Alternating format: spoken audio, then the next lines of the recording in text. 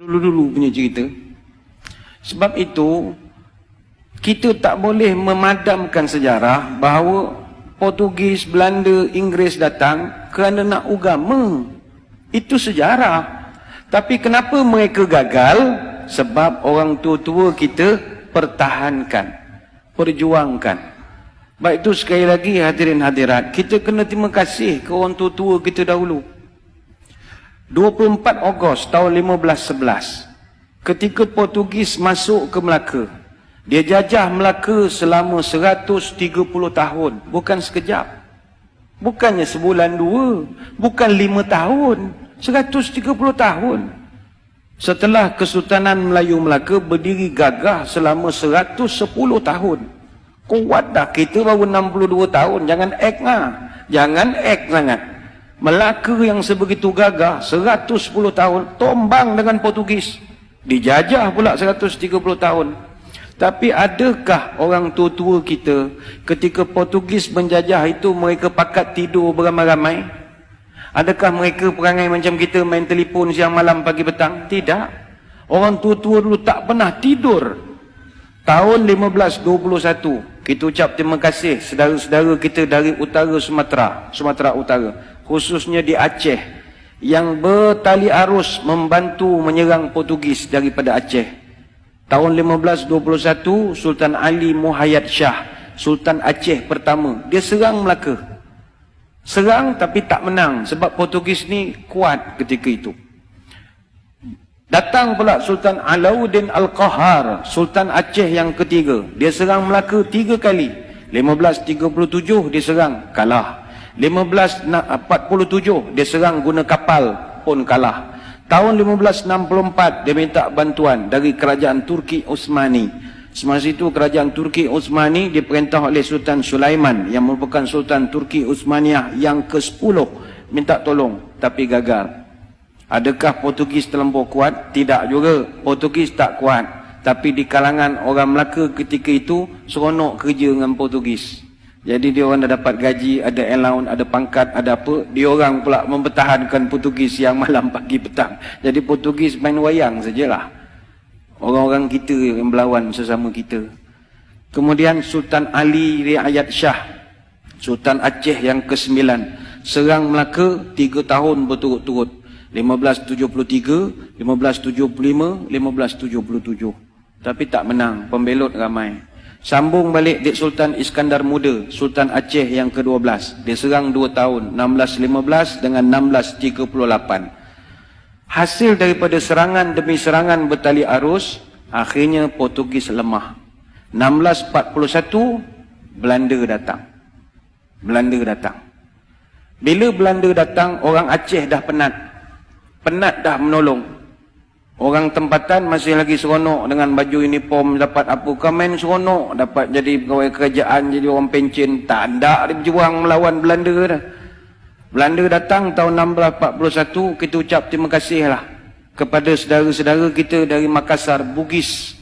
Orang Bugis yang banyak menolong kita.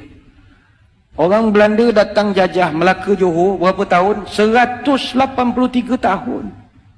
183 tahun.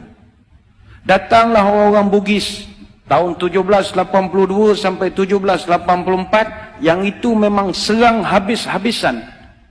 Maka dicatatkan dengan tinta emas dalam sejarah negara.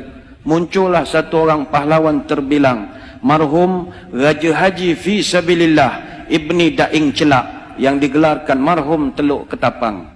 Bagi tuan-tuan di Selangor, kena kenangkan marhum Raja Haji Fi Sabilillah. Apa sebab? Dia ni yang di Pertuan Muda Kesultanan Johor Riau Lingga yang ke-4. Dia Tengku Mahkota Raja Muda. Dan dialah abang kepada Sultan Selangor yang pertama. Sultan Selangor yang pertama namanya Raja Lumu bin Daing Celak.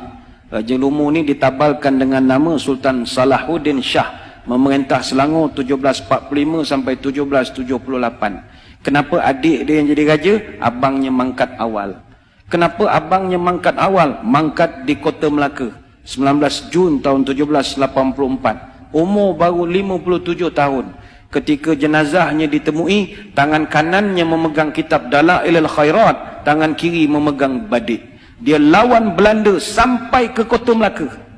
tapi akhirnya gugur menjadi seorang syahid. Kenapa mereka ni berjuang berhabis-habisan? Nak pastikan orang putih, jangan kau nak tukar agama cucu cicit aku. Itu aja.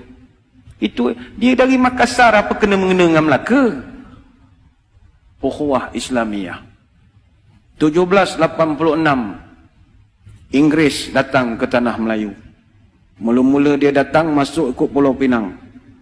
Dia masuk Pulau Pinang, dia tukar habis sejarah Pulau Pinang.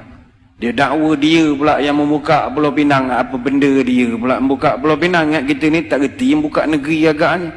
Maka terpadamlah sampai sekarang sejarah sebenar pembuka awal Pulau Pinang tahun 1730.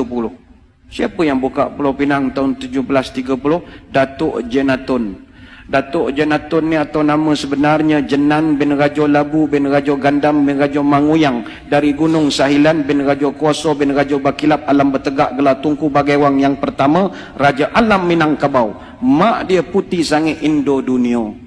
Orang Pagaruyuang, orang Sumatera yang membuka Pulau Pinang. Tapi sejarah itu dipadamkan dengan kemasukan Inggris. 88 tahun kemudian dia tipu pula orang Melayu tahun 1874 menerusi perjanjian Pangko yang penuh dengan muslihat. Akhirnya orang putih jajah negara kita berapa tahun?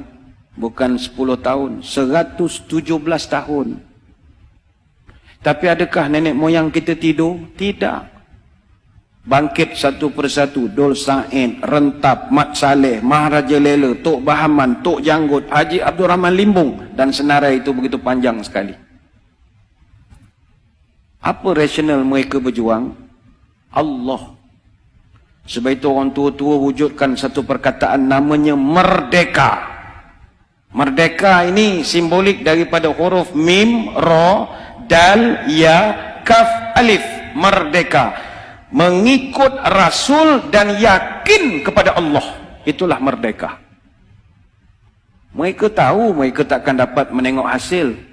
Tapi kalau mereka tak berbuat sesuatu, malam ini mustahil boleh azan 5 kali sehari di bumi Selangor Darul Ihsan. Mereka berjuang siang dan malam. Sebab itu hadirin hadirat yang dirahmati Allah sekalian, perjuangan orang tua-tua ni kita kena terima kasih.